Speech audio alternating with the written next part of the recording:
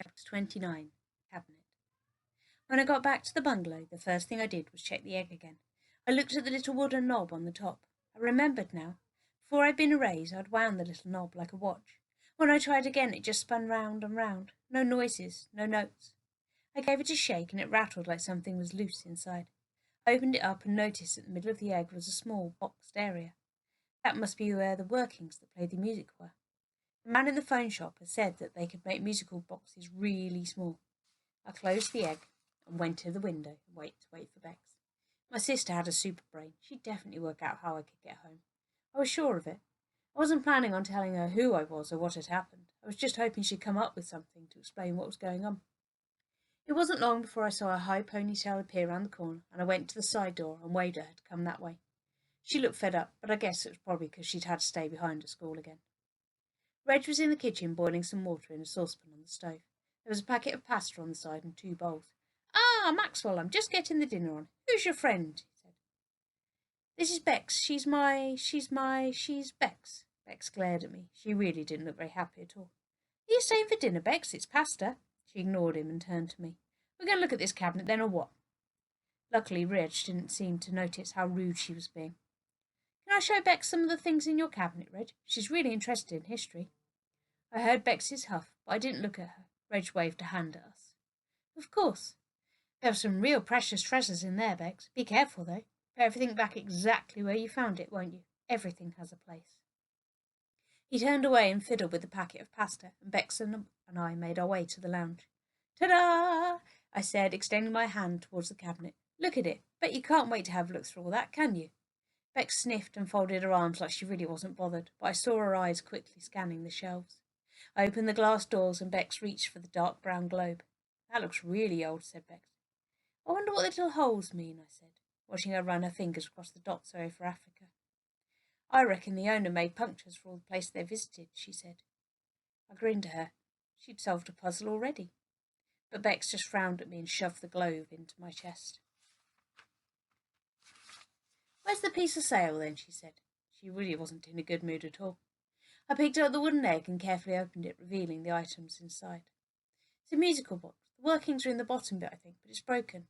I didn't tell her it's because I'd pulled everything out of the cabinet in a rage. "Each of the 4 sides has something written on it, see?" I said. Bex took a step closer and peered inside, and I passed it to her. "M. Celeste," she said quietly, pointing to the engraved words. She took a piece of sail out of the middle and gave it to her. Bex stuck out her bottom lip as she held the piece of fabric in between her fingers. "It's definitely too thick to be clothing or some kind of sheeting," she said, holding it up to the light. "It looks really old. The material looks strong. It could be part of a sail, I guess." Her eyes twinkled a little, and I smiled at her. She put it down and reached for the piece of glove, and then she looked at the engraved names inside the egg again. "Amundsen," she read. "I think it might be part of his glove," I said. I saw Bex's throat go up and down as she swallowed. I picked up the handkerchief and passed it to Bex. She held it to the light and looked at the letters, A.E., embroidered in the corner, and looked back at the words written inside the egg.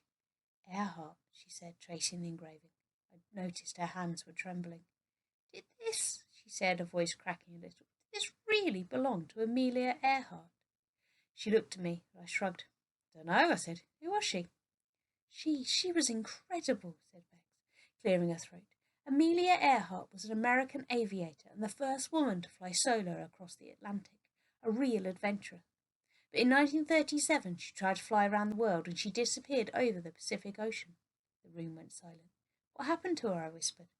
Bex held the handkerchief close to her face, studying every stitch. "No one knows.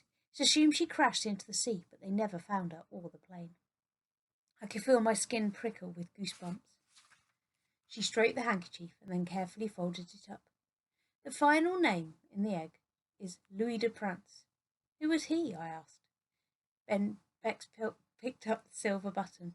"No idea," she said, studying it closely, "but I'm guessing that this is his button. It looks like it's made of real silver, too." Reg appeared from the kitchen door, and Bex jumped a little. "Pasta's ready, Maxwell," he said, clapping his hands together. "Would your friend like some too?"